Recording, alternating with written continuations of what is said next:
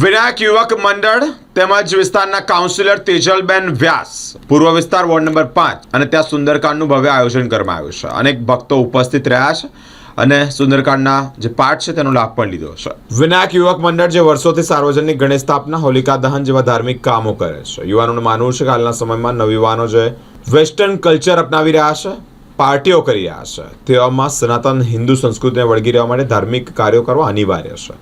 આવનારી યુવા પેઢીને વેસ્ટર્ન કલ્ચરથી દૂર રહી સનાતન હિન્દુ સંસ્કૃતિ અપનાવે તેવી પણ ઈચ્છા વ્યક્ત કરી છે. સુંદર આયોજન કરવામાં આવ્યું છે. સોસાયટીના રહીશો અને સ્થાનિકોએ લાભ પણ લીધો છે.